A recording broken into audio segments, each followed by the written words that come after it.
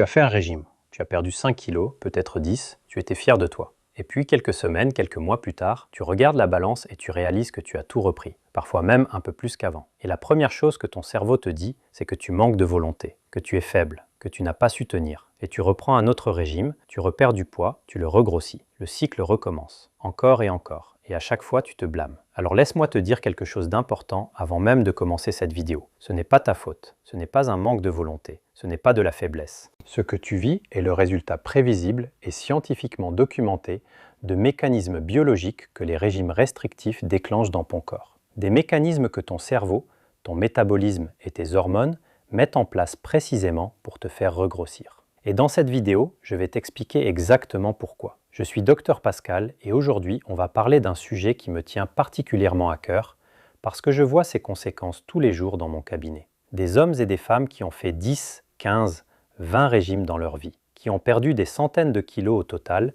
et qui les ont tous repris, qui se sentent coupables, honteux, découragés et qui ne comprennent pas pourquoi leur corps semble toujours les trahir. Après cette vidéo, tu vas comprendre la vraie raison. Et cette compréhension va changer fondamentalement ta façon d'aborder la gestion de ton poids. Commençons par le commencement. Qu'est-ce qu'un régime restrictif fait à ton corps dans les premières semaines? Quand tu réduis drastiquement tes calories, en dessous de ton métabolisme de base, ton corps interprète cette situation comme une famine. Pas comme un choix conscient de perdre du poids, comme une famine réelle, menaçante, potentiellement mortelle. Et ton cerveau, qui est programmé depuis des millions d'années pour assurer ta survie, déclenche une série de réponses biologiques d'une précision redoutable pour contrer ce que tu fais. La première réponse, c'est la réduction du métabolisme de base. Ton métabolisme de base, c'est la quantité d'énergie que ton corps brûle au repos juste pour maintenir ses fonctions vitales, la respiration, la circulation, la température, la digestion. En temps normal, il représente entre 60 et 75% de ta dépense énergétique totale.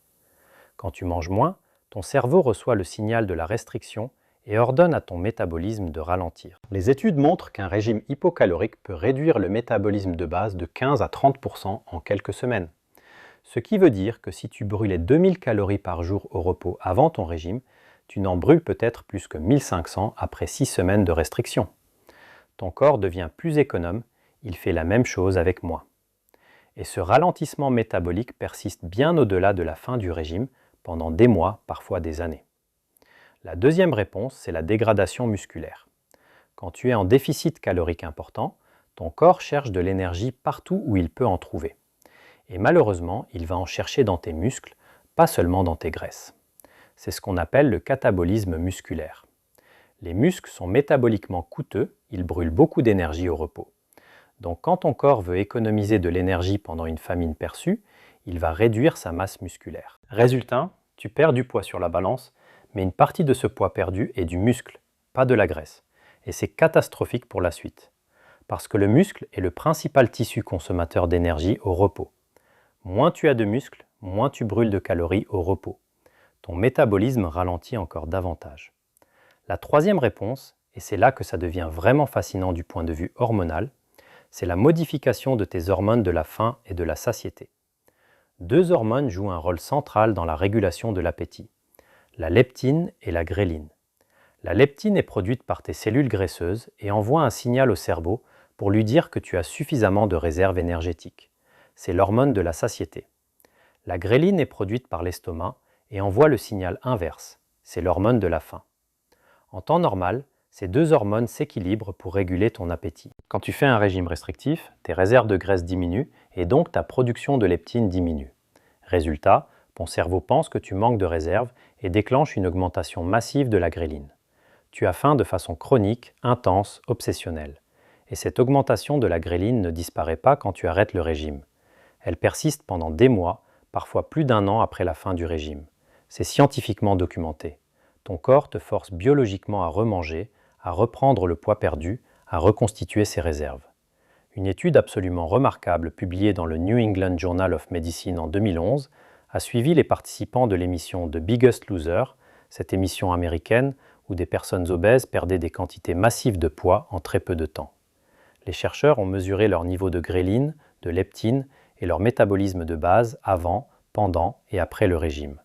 Le résultat était édifiant. 1 an après la fin du régime, les participants qui avaient repris du poids avaient des niveaux de gréline significativement plus élevés et un métabolisme de base significativement plus bas qu'avant de commencer le régime.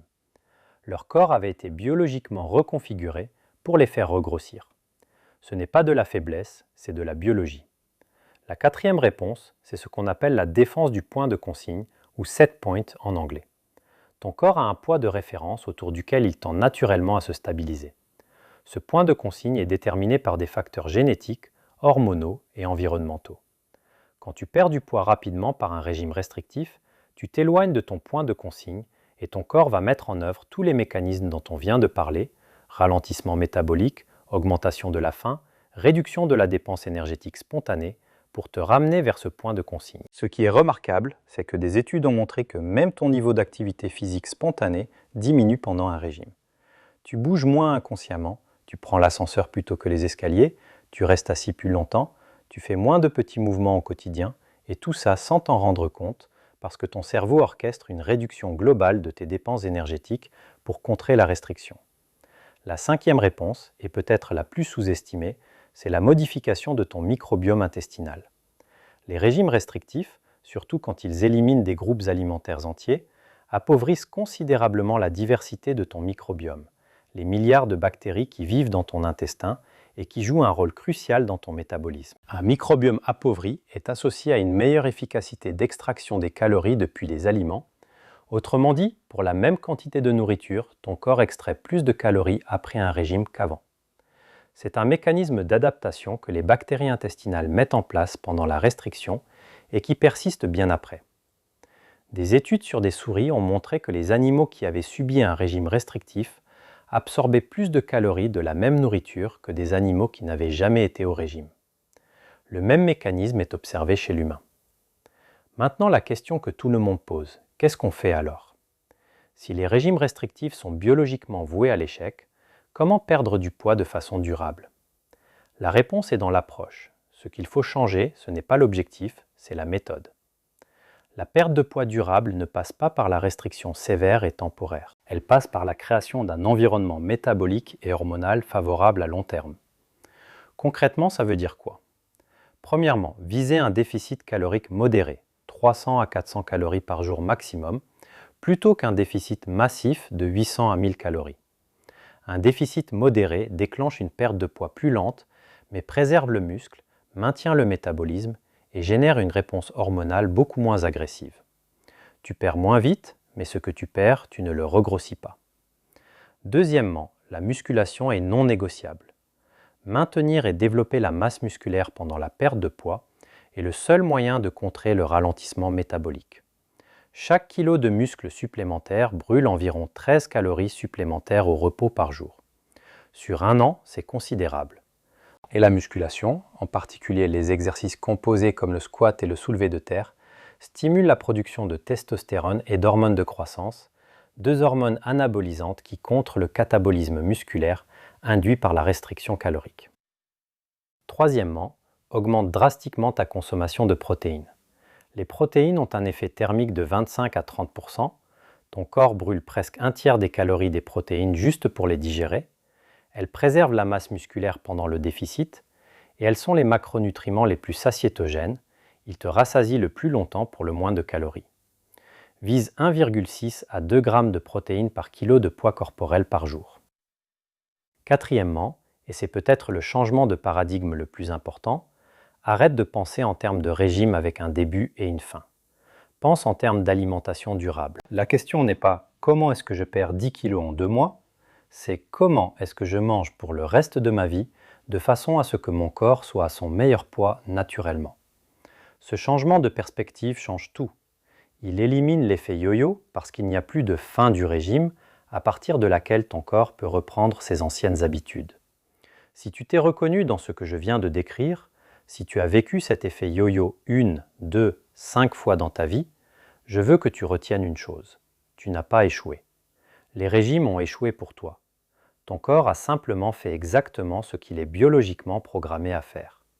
Et maintenant que tu comprends le mécanisme, tu peux enfin travailler avec ta biologie au lieu de te battre contre elle. Dis-moi en commentaire combien de régimes tu as fait dans ta vie et si tu t'es reconnu dans ce que j'ai décrit. Je lis tout et je réponds à tout. Abonne-toi, Dr Pascal, active la cloche et la semaine prochaine, on continue avec un sujet encore plus important. Prends soin de toi.